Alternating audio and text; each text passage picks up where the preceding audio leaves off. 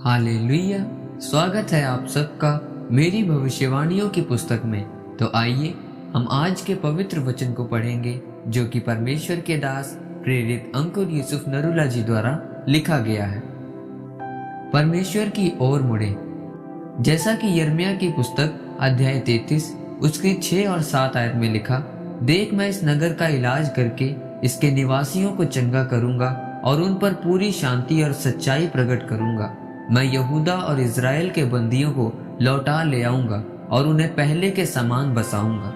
मेरे प्रियो, तौबा करके फिर से परमेश्वर की ओर मुड़ना, इसका मतलब है परमेश्वर के जैसा बनना, उसकी तरह सोचना।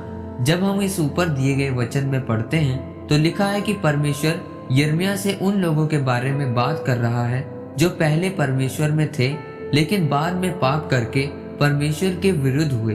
ये यहूदा और इज़राइल के लोग थे। परमेश्वर ने कहा कि यह लोग इसलिए दुखों और मुसीबतों में हैं क्योंकि उन्होंने मेरे विरुद्ध पाप किए, गलत काम किए। लेकिन परमेश्वर यिर्मयाह को कहता है कि इन लोगों से कह कि अगर ये फिर से मेरी ओर फिरें, यानी अपने पापों से तौबा करके मेरे पास वापस आ जाएं, तो मैं इन लोगों का इलाज करके इनको चंगा करूंगा और उनको फिर से पहले के समान बसाऊंगा।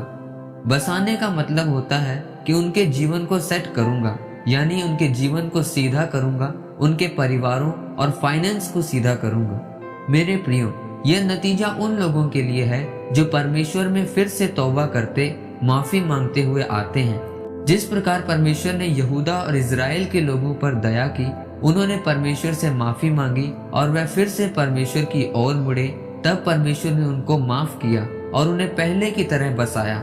उसी प्रकार अगर आप परमेश्वर से माफी मांगते हुए आते हैं तो परमेश्वर आपको फिर से खड़ा करता है, आपके जीवन को सीधा करता है और आपको आशीषित करता है। मेरे प्रियो, जिस प्रकार हम बाइबल में राजा दाऊद के बारे में पढ़ते हैं तो लिखा है कि उसने बेतशेबा नाम की औरत के साथ व्यभिचार किया। उसने वह काम किया जो परमेश्वर के विरुद्ध था, जिसको करने की परमेश्वर के वचन में मनाही थी। लेकिन जब नातान नबी ने दाऊद को कहा कि तूने परमेश्वर के विरुद्ध पाप किया, तुझे पश्चाताप करना होगा, तब दाऊद ने परमेश्वर के सामने पश्चाताप किया। तब परमेश्वर ने उसको फिर से खड़ा किया, फिर से बसाया और आशीषित किया। लेकिन इसका मतलब यह भी नहीं है कि आप बार बार पाप करते रहें, कि परमेश्वर तो दयालु है, माफ करने वाला है। परमेश्वर के वचनों का आप गलत इस्तेमाल नहीं कर सकते। मेरे प्रियो, याद रखें, ये उन लोगों के लिए परमेश्वर की प्रतिज्ञा है जो पवित्रताई में रहते हैं। बाइबल के अनुसार पवित्रताई क्या है? पवित्रताई वही है कि आप परमेश्वर के वचनों से ना तो बाईं ओर जा सकते हैं और ना दाहिनी ओर जा सकते हैं, बस आपको सीधा चलना है।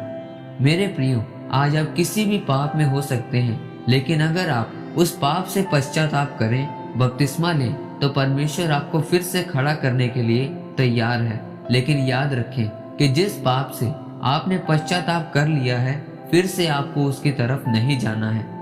इसलिए मेरे प्रियो, जब आप अपने गुनाहों से पश्चाताप करके इज़राइलियों की तरह परमेश्वर की ओर मुड़ते हैं तो परमेश्वर आपको चंगा करता है, आपको बसाता है, आपके परिवार, फाइनेंस को आशीषित करता है और आपके दुश्मनों को आप पर हावी नहीं होने देता। आमीन। आइए परमेश्वर के दास के द्वारा लिखे गए इस अंगीकार को आप मेरे साथ एक मन होकर करें। सर्वशक्तिमान परमेश्वर, मैं इस वचन के लिए आपका धन्यवाद करता हूँ। पिता, मैं अंगीकार करता हूँ कि मैं तेरे वचनों के अनुसार चलूंगा। मैं अपने हर एक पाप से पश्चाताप करता हूँ और फिर कभी मुड़कर उस पाप में नहीं जाऊंगा। प्रभु यीशु मसीह के नाम में आमीन। परमेश्वर आप सबको आज के वचन के ऊपर मनन करने के द्वारा आशीषित करे। आमीन।